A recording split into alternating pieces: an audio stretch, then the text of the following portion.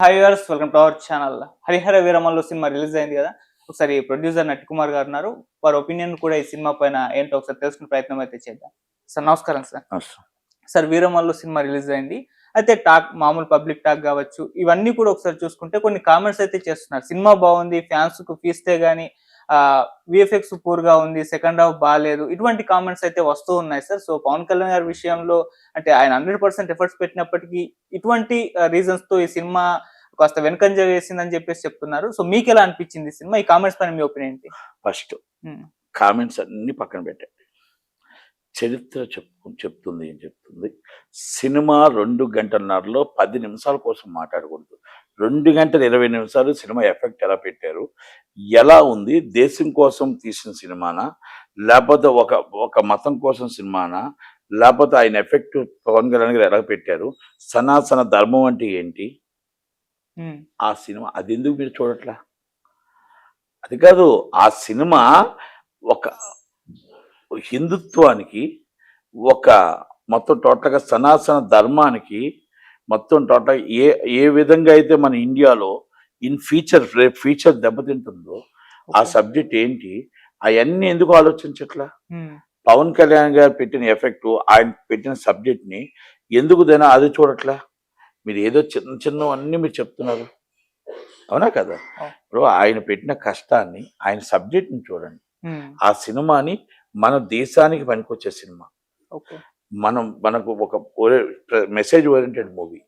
ఆ మెసేజ్లో మొత్తం టోటల్గా 2 గంటల 20 నిమిషాలది ఫస్ట్ హాఫ్ ది క్లైమాక్స్ చూడకుండా ఎక్కడో గ్రాఫిక్స్ అవన్నీ కాదండి, పవన్ కళ్యాణ్ గారినే చూడండి. ఇక్కడ ఇంకొకటి మీరు ఏదేదో చెప్పుకుంటూ వచ్చారు. కలెక్షన్లో ఎక్కడా కూడా నైట్ మొత్తం షోస్ అన్ని ఫుల్స్ అయ్యాయి.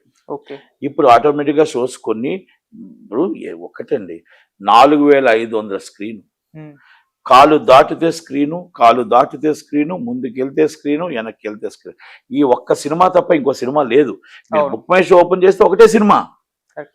మరి అలాంటప్పుడు అంత సినిమాలు ఎప్పుడైతే వచ్చాయో ఆటోమేటిక్గా మీకు ఒక థియేటర్లో free hand tickets.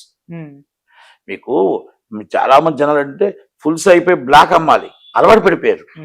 Black no, free hand tickets అంటే మీకు ఫ్రీగా దొరికే విధంగా టికెట్స్ ఉన్నాయి. దానివల్ల మీరు ఏమనుకుంటున్నారంటే బ్లాక్ లేదు కదా, ఖాళీగా ఉందా? ప్రజలు ఒక మైండ్ ఫిక్స్ అయిపోయారు.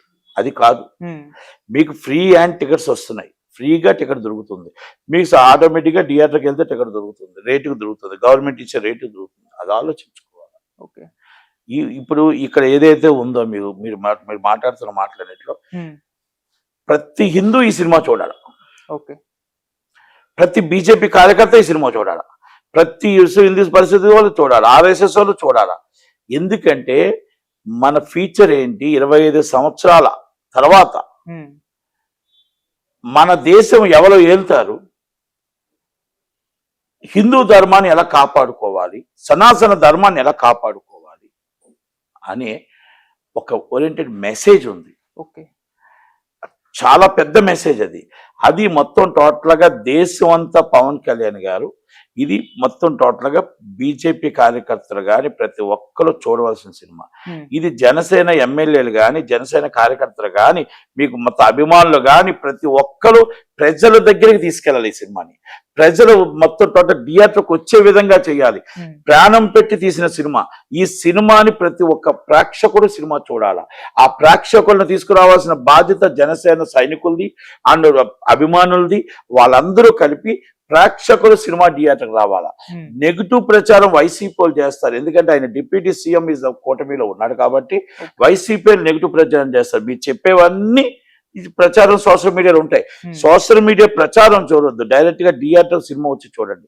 దేవరాజ్ సినిమా ఇంతకన్నా ఎక్కువ చేశారు ప్రచారం.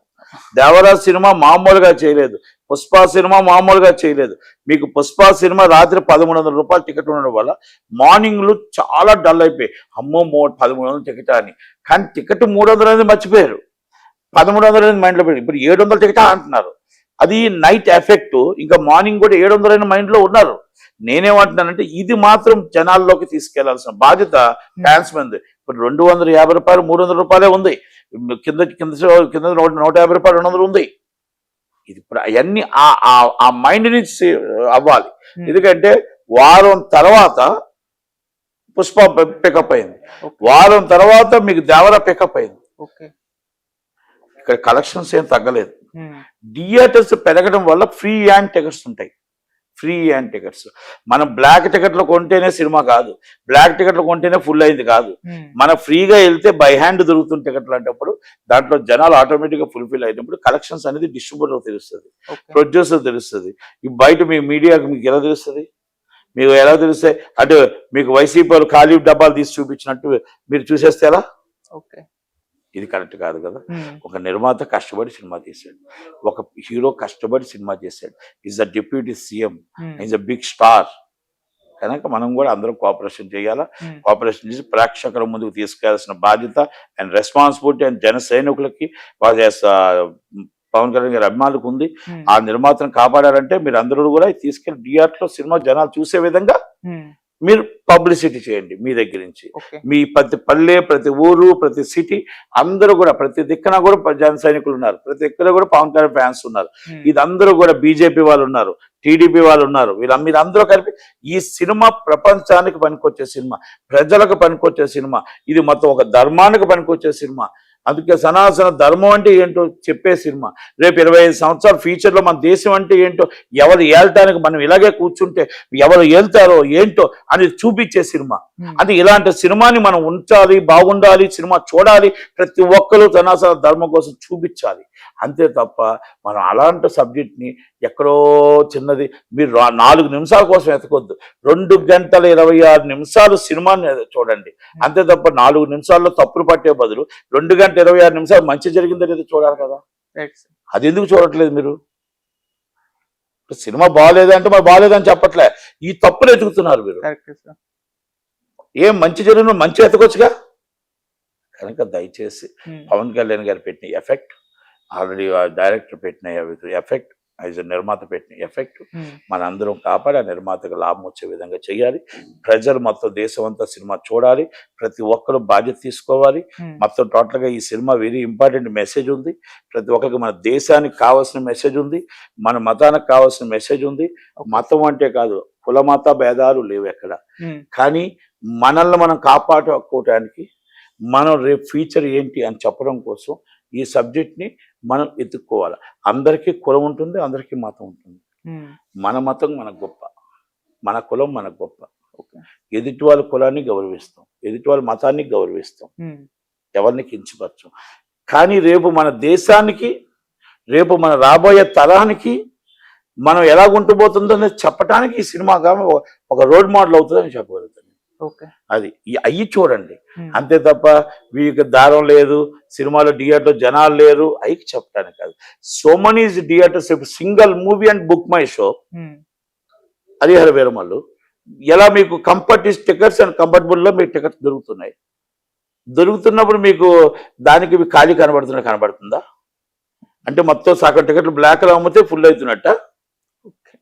కరెక్ట్ కాదు. ప్రతి ఒక్కరు సినిమా చూడండి. Hmm. A class, B class, C class, ప్రతి అమ్మ, ప్రతి ఒక్కరు ఈ సినిమాని చూసి మన దేశం కోసం ఎలా తీశారు, అసలు ఏ సబ్జెక్ట్ ఇన్ ఫ్యూచర్ రేపు ఏమవుతుంది, మనం ఎలా మన ఫ్యూచర్ దేశాన్ని కాపాడుకోవాలి, ఇన్ ఫ్యూచర్ మనల్ని మనం ఎలా కాపాడుకోవాలి అనేది దాని మీద ఒక్కసారి సినిమాని చూసిన తర్వాత మాట్లాడితే బాగుంటుందని నా ఉద్దేశం. ఓకే. ప్రతి ఒక్కరు సినిమాకి వెళ్ళండి, Hmm. వెళ్ళి మాట్లాడి దాని తర్వాత మాట్లాడండి. Thank you. సార్, ఇంకోటి విరమల్లు 2 పరిస్థితి ఏ విధంగా ఉంటుంది అంటే